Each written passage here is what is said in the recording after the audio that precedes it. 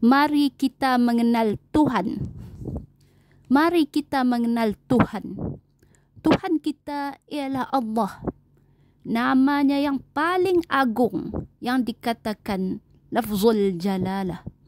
Dia adalah zat yang maha suci, lagi maha tinggi. Suci daripada sebarang penyerupaan dengan makhluknya di dalam semua hal.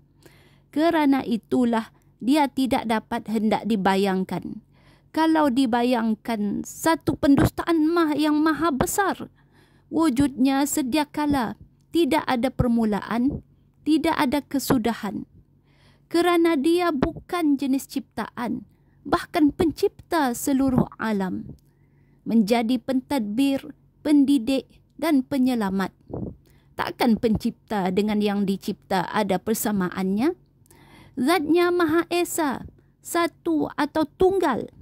Tapi esanya tidak boleh dibelah bagi. Yang boleh dibelah bagi itu adalah benda atau barang ciptaan atau sesuatu yang kena cipta atau diwujudkan. Maha suci dan maha tinggi Tuhan daripada perlu kepada tempat, tidak mengambil ruang. Tidak ada di dalam pihak atau di luar pihak, kerana di luar pihak juga adalah pihak. Tidak terlibat dengan masa, tidak terlibat dengan malam dan siang, tidak terlibat dengan musim yang empat. Kerana semuanya itu adalah makhluk dan ciptaannya. Tuhan tidak berhajat kepada ciptaannya, tapi makhluknya berhajat kepada Tuhan. Kudratnya adalah mutlak dan tidak terbatas. Kerana kudratnya bukan dari tenaga. Ia dari zatnya yang maha kuasa dan maha daya dan upaya. Iradahnya atau kehendaknya bukan dengan dorongan nafsunya. Tuhan tidak ada nafsu seperti haiwan dan manusia.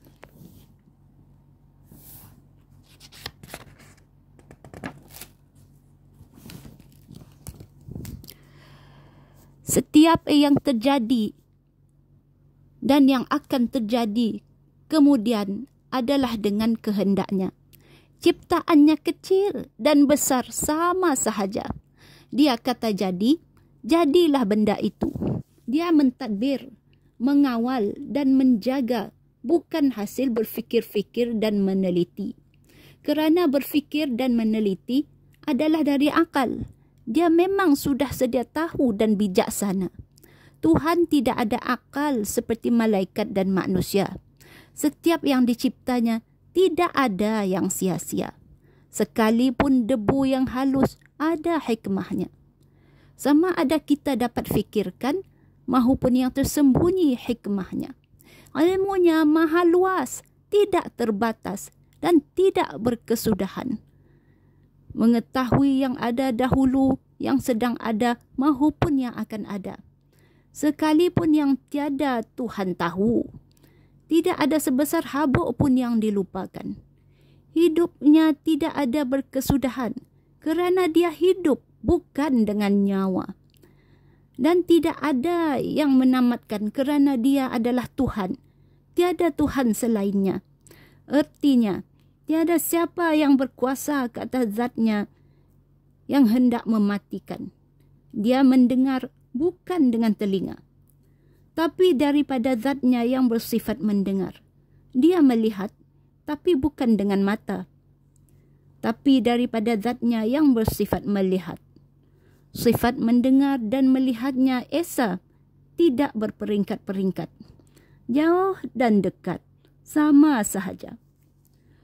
Tuhan bercakap atau mempunyai bahasa yang tersendiri. Yang tiada siapa yang mengetahui sekalipun para malaikat. Bahasanya tiada yang dahulu dan tiada yang kemudian. Tiada berlafaz dan tiada berhuruf. Tiada perkataan. Tiada bunyi dan suara. Tiada koma dan full stop. Tiada permulaan dan tiada perkesudahan. Tiada tanda tanya dan tiada tanda seruan.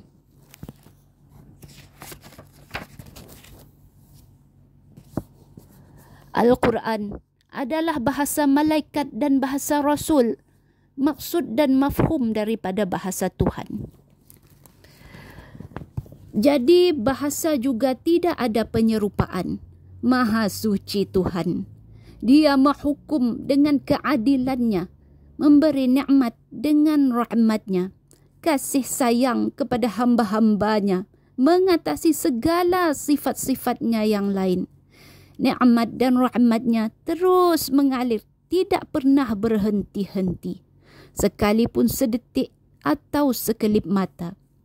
Kerana itulah nikmatnya tidak mampu untuk dihitung. Nikmat nafas turun naik pun kita tidak dapat mengiranya. Betapalah nikmat-nikmat yang lain lagi lah terlalu banyaknya.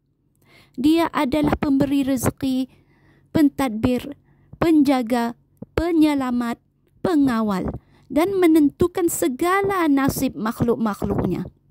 Kalau satu detik pun kita terlepas daripada Tuhan, pasti binasa.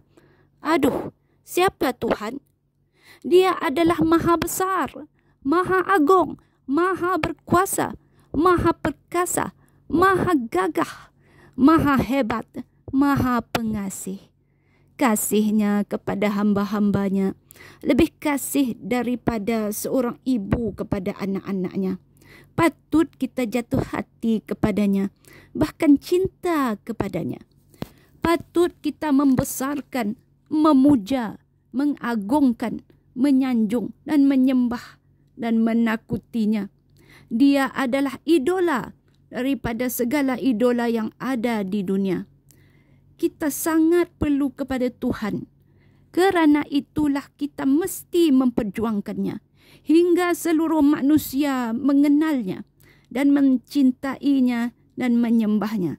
Selepas asar 18 Julai 2000 Masihi.